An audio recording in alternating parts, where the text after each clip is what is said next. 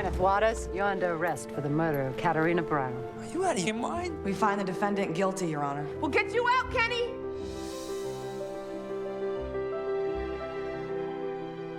And action.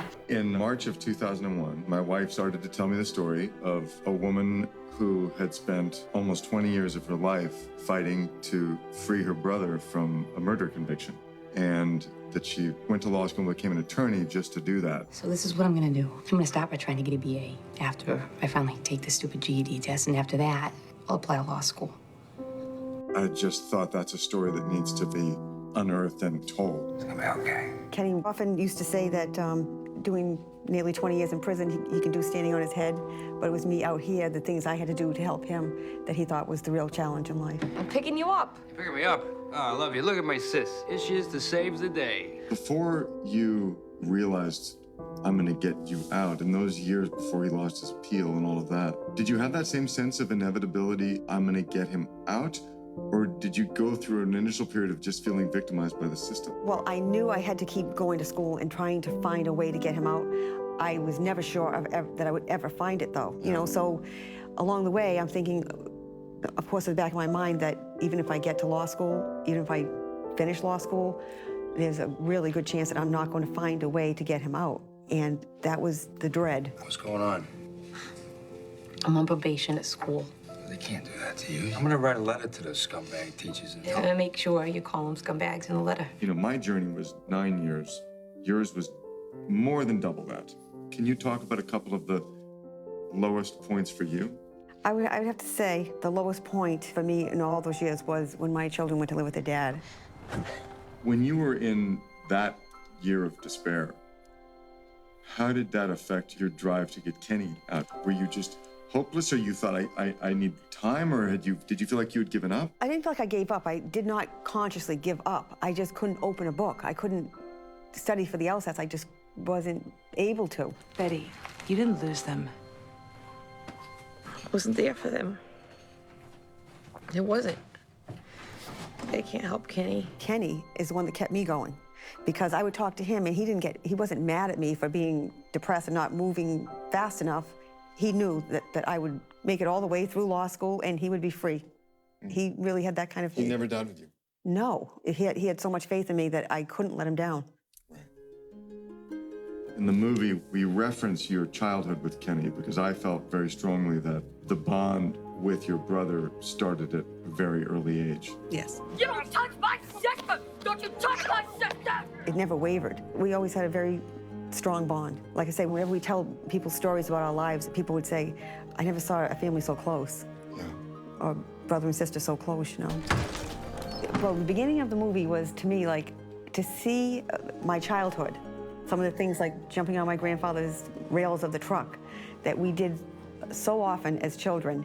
It was one of those things like, I can't explain how it felt because it brought me back to my childhood. And I had 3 older brothers. Kenny was 1 year old, and I had 2-year-old and 3 years apart. So I was a tomboy. So you used to box and you'd punch him out. Oh, yeah. You guys played rough. Yeah. I felt it was like one of the best times of my life. I had a meeting with the studio that was originally involved in this to develop it. And during the meeting, one of the executives said to me, "Did you hear about Kenny?" And I said, "What?" And Kenny had just had his accident and was in the hospital at that time. Right. Was really upset and disturbed about that. But it somehow made me even more want to be involved. And you know, tragically, Kenny died on the 18th. Yeah. September 18th. Well, the 17th. 17th. Was really when he became brain dead. Right. Right. And so I went to meet you. I think for a few months you were really struggling with dealing with Kenny's death. And so when I met you, I was expecting someone who'd been much more, had more armor up. You know what I mean? It was tough, like, seemed like, I mean, I know how tough you really are, but I wouldn't box with you, but who seemed more scarred by the tough things that had happened, and yet you have a light in you and a lightness about life. You won't let go away. You keep waking him up because you keep checking on him.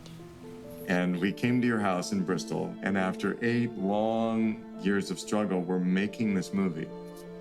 And yet I had a secret because the money was falling apart. And we were in the month before filming, and we had an entire crew in Michigan, and I had the 2 stars of the film in your house, and everyone is so happy.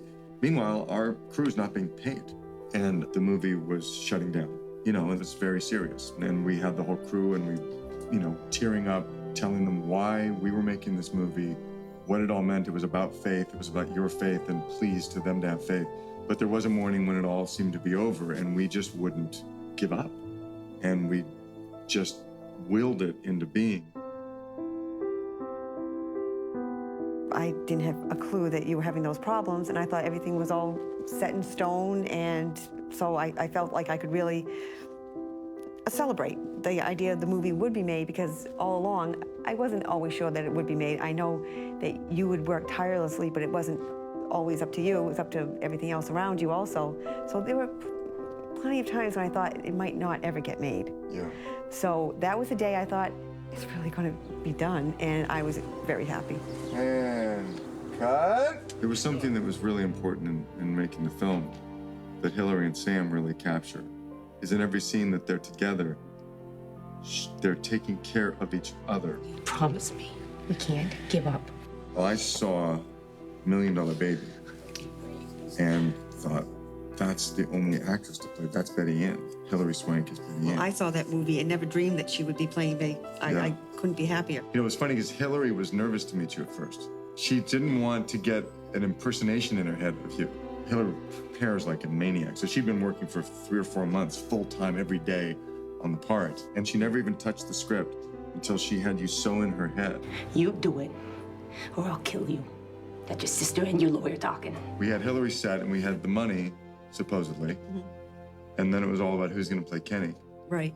And I really had always imagined Sam Rockwell. Finally, someone who looks good in a uniform. I'm Officer Nancy Taylor. I need you to come with me. I'd love to, but I'm already spoken for. I knew Sam's work so well that I knew he had Kenny in him, and he was my very first idea 9 years ago. But he so doesn't seem like Kenny when you meet him, and yet when you watch his performance in the movie, that's Kenny. Unbelievable. So what was that like for you when you first met Sam, when he showed up in Rhode Island? Well, first, his stature is nothing like Kenny's. Kenny is big. He's, small guy. Yeah. Thinking, okay, and he was kind of quiet, but after you get to know him, it reminded me of him. I said, I think he's going to be okay. Yeah. And he was more than okay. He's fabulous. Yeah. And when I watch him now, I really feel like he was Kenny. He just looks a little different, but he was Kenny. Mm. And Kenny would have been very, very proud of his performance. Can't do this anymore. Kenny. Ken. It's not fair, you know? It's not fair. Even in your darkest moments, did you ever have a question about Kenny's innocence? Oh, absolutely not.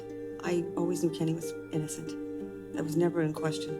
As a matter of fact, Barry Sheck called me, and I'll never forget, he said to me, Betty Ann, if your brother is innocent, this is a travesty of justice, and we will get him out. And that's I think when I knew Kenny would be freed someday. You guys would do this for each other, right? If Ben tried to go to law school for me, I'd die an old man in prison. Shut up. What, you'd do it for me? Yeah, I would. The thing that struck me when I met you for the very first time was your humility. In your sense of I didn't do anything. I just did what anybody would do. But what is beautiful about that is the inevitability of it when you love someone. You know, and a brother and a sister, there wasn't really a choice, was there? No, that's why I don't think it was a big deal, because I really didn't feel like I had a choice. I felt that if I didn't, I don't think Kenny would have stayed alive. I can't spend the rest of my life in here. If you had never been able to get Kenny out, if everyone other than you believed that he was guilty, your unquestioning love and faith in him and his in you, that's it. Love you, Kenny. Love you. Love you. Do you feel that a lot of people would ultimately? I do think so. that? I hope people would understand that they can do it. That it is very possible. Anything is possible. Kenneth Waters, you're free to go. That's it. That's it.